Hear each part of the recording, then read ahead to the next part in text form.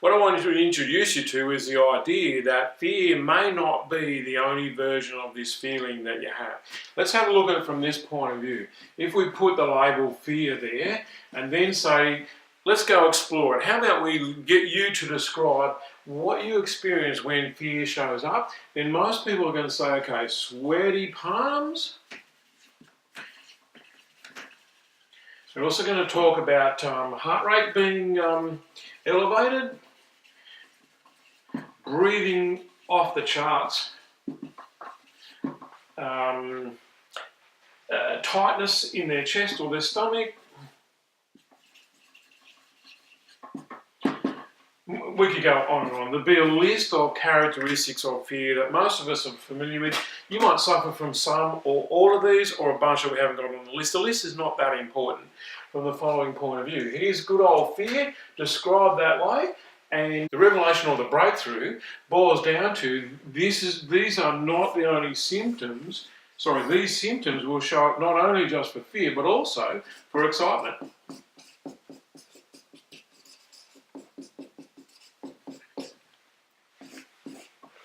Now, I shouldn't cross out fear, but which would you rather have? So when we go bungee jumping, some people are going to be afraid. So they're going to be sweaty palms, heart rate, breathing, tightness, blah, blah, blah. Other people are going to be excited. What will they be experiencing? Sweaty palms, heart rate, breathing, tightness, etc. It's actually the same emotion, running through two different channels. Now that gives us a breakthrough, because what we can look at here is, okay, if that's the truth, and obviously it is, then the real question is, how do we transform fear? How do I make fear go from fear to excitement? I've got two big things for you.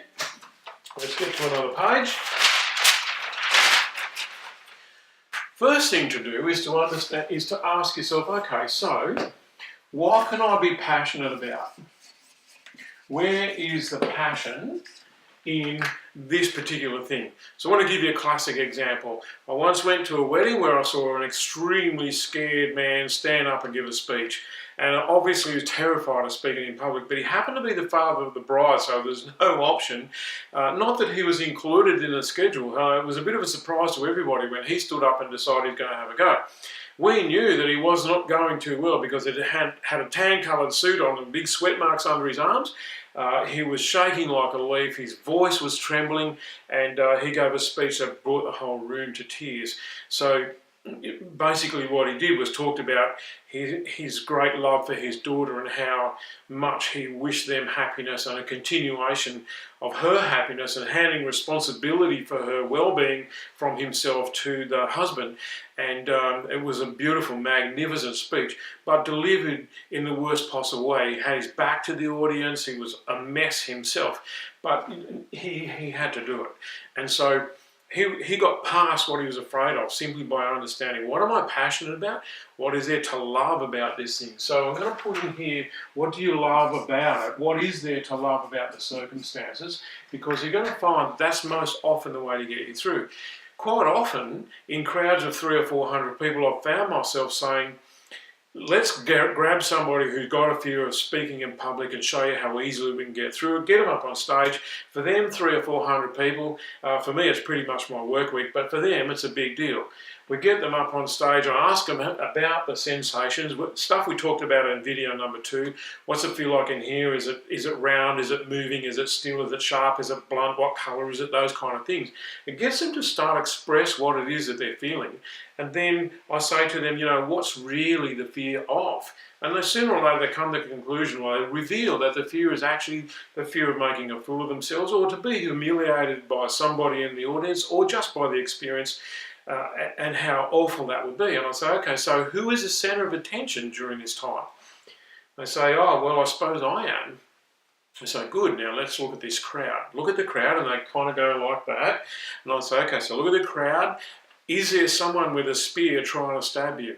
And they have to say no, because there isn't. And I say, okay, so what are these people here for? That generally the thing they come up with is, well, they're here to learn.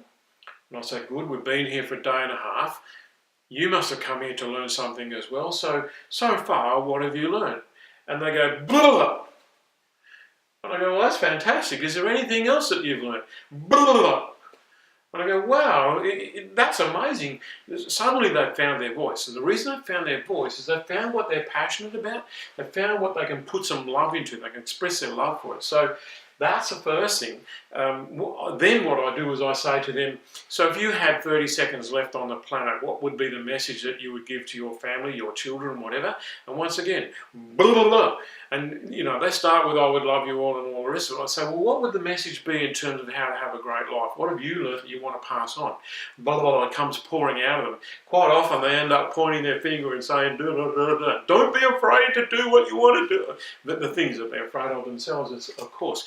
But what we see is a transformation in a few minutes. And what is it? We're turning fear into excitement by finding where the passion is and by finding what we love about it. So that's actually we're part way into number 2 now. And number 2 is to say, okay, what is to love?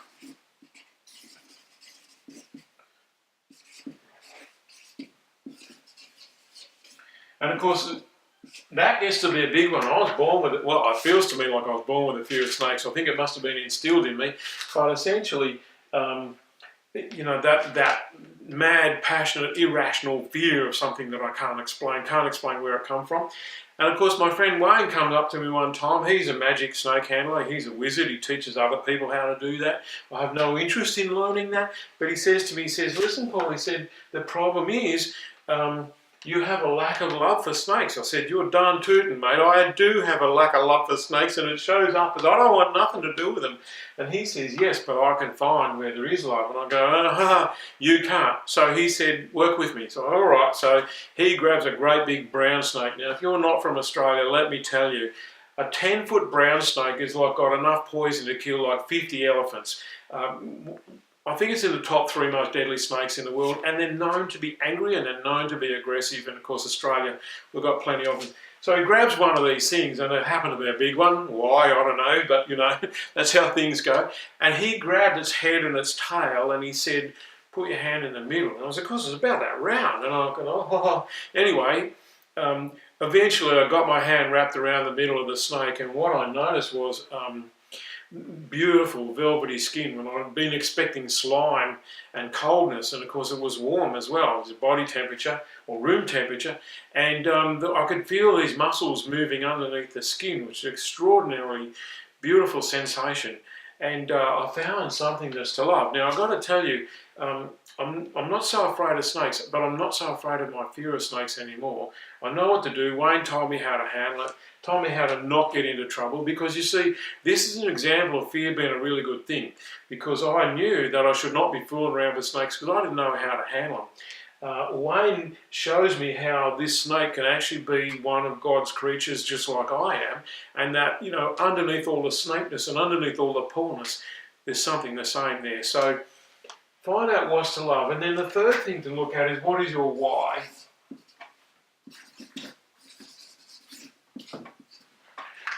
Why do you want to do the thing that you're afraid of? What are the benefits? If you can outline to yourself why you want to do this thing. So for example, if you want to go bungee jumping because you don't want to go bungee jumping. So you want to do it because you're reluctant to do it, or you want to give a speech because there's a message that you want to get out there to the public. Find your why. What is your reason? What is the driver for you? And when you find the driver, then this is the source of motivation to do these two, is to find where you're passionate about it and what's to love about it. The why is actually, I don't put it as number one, even though it is, because you need to look here and be driven by this one. So this is active, and this is kind of what's in the background. That's how to transform fear into excitement.